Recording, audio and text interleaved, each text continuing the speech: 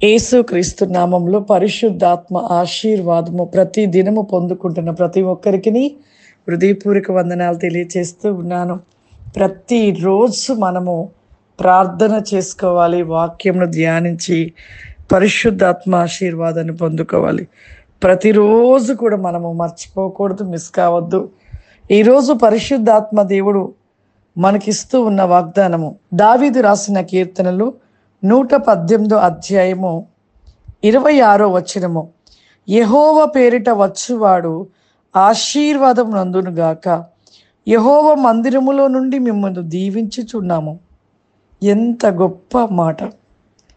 ఎన్నో మార్లు చెప్తూనే ఉన్నాం. ప్రతి వారములో ఎంతోమంది దైవ సేవకుల నుండి వస్తున్న వాక్కు మాట, దేవుని మందిరానికి మనము ఖచ్చితంగా విశ్రాంతి దినం రోజు వెళ్ళాలి. దేవుని మందిరానికి వెళ్ళకుండా ఆశీర్వాదాలు మనకు రావు. ఇంట్లో ఉండి టీవీ ఛానల్లో, యూట్యూబ్ ఛానల్లో ఆదివారం రోజు మీరు ఎన్ని ప్రోగ్రామ్స్, ఎన్ని వాక్యాలను వినినా కానీ మనకు ఆశీర్వాదాలు రావు. వినాలి, కానీ మనము ఆదివారం తప్ప, నీవు వచ్చాకైనా నువ్వు యూట్యూబ్ ఛానల్లో దేవుని వాక్యాన్ని విను, అంతేకాని నీవు విశ్రాంతి దినము రోజు దేవుని మందిరానికి ఎన్ని పనులున్నా ఏమున్నా అన్నీ వదులుకొని దేవుని మందిరానికి వెళ్ళాలి. అలా దేవుని మందిరానికి వెళ్ళని క్రైస్తవులు కాదు. దేవుని మందిరం ఖచ్చితంగా వెళ్ళాలి. నువ్వు రక్షణ తీసుకున్నావు, క్రీస్తుని అంగీకరించాక దేవుని మందిరానికి వెళ్ళకపోతే నువ్వు దేవుని బిడ్డవి ఎట్లా అవుతావు? అసలు క్రైస్తవులవే కాము, క్రైస్తవులు కానేరు. ఎందుకంటే ఖచ్చితంగా మన జీవితంలో దేవుని మందిరానికి వెళ్ళినప్పుడే దీవించబడతాము, ఆశీర్వదించబడతాము.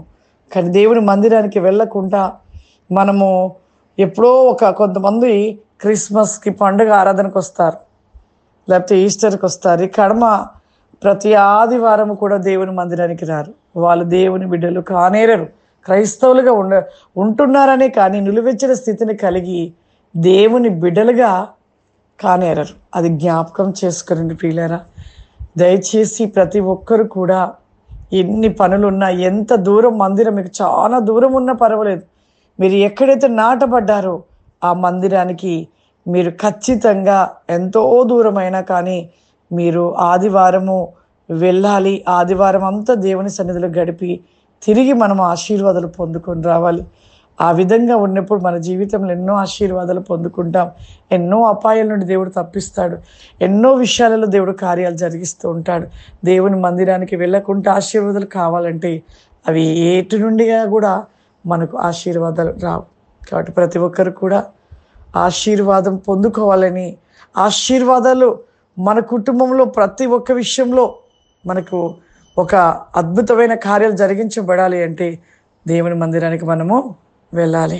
ప్రార్థన చేసుకుందాం. సర్వశక్తివంతుడా, దయగల తండ్రి, నీకు వందనాలు చెల్లిస్తూ ఉన్నా ప్రభా. ఈ ఉదయ కాలము ప్రభా, ప్రతివేకముగా ప్రార్థించుటలో, మొరపెట్టుటలో ప్రతి వికాసమైన ఆశీర్వాదము, పరిశుద్ధాత్మ ఆశీర్వాదము అతి గ్లోబ్రి కాస్మే తండ్రి, నీ యొక్క ఆశీర్వాద నీకం అతి గ్లోబాకిని and is a lord the హెల్బిక్ of our glow my stand బి షూరి లరాధిక ఇక్కమాందర. దేవా, ప్రతి బిడ్డను దీవించండి, ఆశీర్వదించండి. ఈ దినమంతే కూడా ప్రభా జీవితంలో సమృద్ధి కలిగిన ఆశీర్వాదముల చేత నింపమని యేసు నామమున అడుగుచున్నాను తండ్రి. ఆమేన్. God bless you. దేవుడు మిమ్మల్ని దీవించును గాక. ఆమేన్.